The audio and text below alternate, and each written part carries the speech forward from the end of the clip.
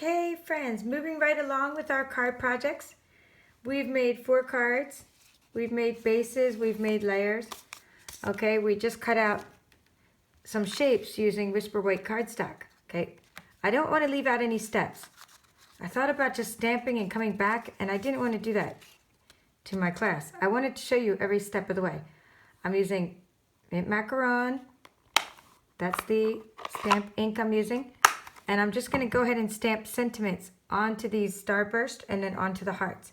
The sentiments I've chosen, the first sentiment I've chosen are, we are cut out to be friends.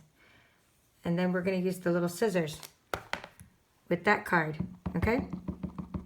So I'm just going to tap onto my ink, stamp onto the silicone mat. If you don't quite like your image, it's not perfect, you just do it again. No big deal. And you can even cut out extra shapes when you, I mean, both sides are good. You can even cut out extra shapes though when you're cutting with your Brother ScanNCut. And then you can like mass produce, easily make cards. I'm just stamping both sides just because I can decide later which side I like better. Okay, we've used We Are Cut Out to Be Friends.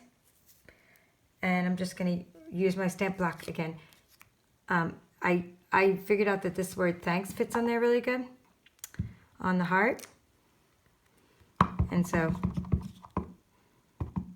I just gotta make sure I ink this up really well because it's a light color.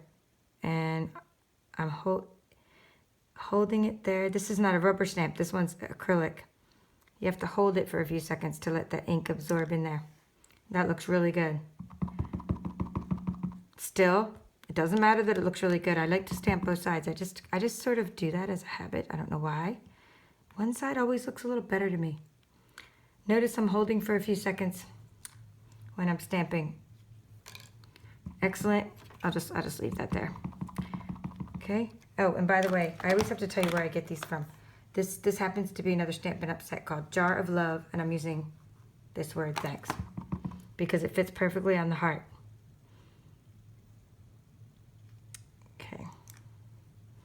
Great. Great, great, great. And holding it for a few seconds. Okay, so we've stamped 8 times. All of the stamps we did were, all the stamping was excellent. So, but you still have 2 sides to choose from. Okay, I could go off and clean my stamps. But instead, I will leave that for a minute and I'm just going to layer these together. So, let's see what looks good, you know? And we still have more things to do with this R. Let's put the R here and maybe, no, let's see where we can put this R. Okay, I'm thinking it would look best on that card, so I'm gonna leave that be. This is going to be, we're gonna make another R in plaid. But we can definitely put that on that card. Okay, now this one here, let's see what we have going on. We're going to have, we are cut out to be friends.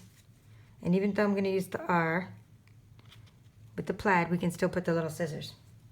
By the way, we're going to teach you how to cut out those scissors. Okay, then this looks good.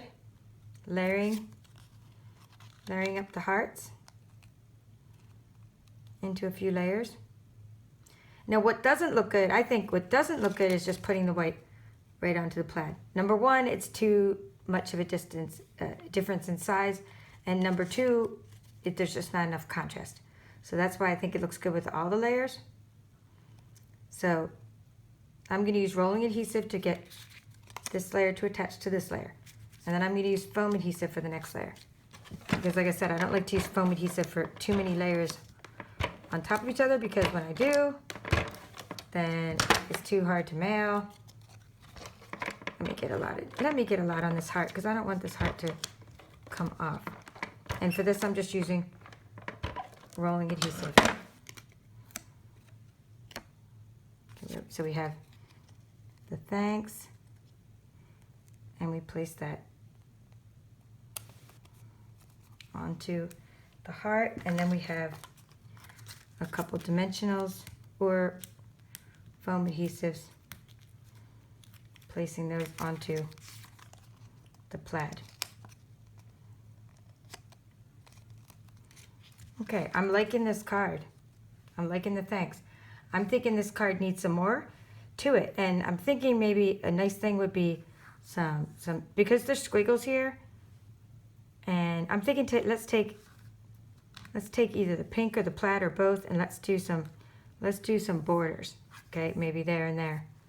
Okay, so that card can then be finished. So we can finish that card. This card, it needs an inner plaid R. Okay, this card needs, we are cut out to be friends, and then, which looks good, and then I like how that's kind of offset. I could sponge around the edges of this one, so I think I'm going to stop and do that. I'm going to just get, you know, a little sponge, put some maybe pink around the edges, and we'll then attach that with some dimensionals. And then it needs something here. It needs some more. It needs just not just a pair of scissors, which we will put there. And we can also color the scissors. It needs that, but it also needs some kind of other, you know, shape, or maybe a zigzag. It needs a zigzag because that'll go with the. Okay, and then this one needs just what we did together. Okay, this one needs to be layered. Okay, so, and then we can place it on this card. Okay, so we still have a little bit of work to do. I'm going to attach those. I'm going to show you how to ink it in the next video, and I will attach this while it's cutting, because we want to use our time wisely. Now, let's take the machine, and we're going to see where we're at. Move this out of the way. And we're going to see where we're at, meaning we're going to see what size we need for different borders and things. Now, we could keep track because we've been talking about our different size mats, but let's just look for a moment. Okay, let's take this side of the ruler and just look at the size of our mat. That'd be easiest. It's 3.5 in height. Okay, 3.5. So let's go ahead and make some 3.5 inch elements that will be nice.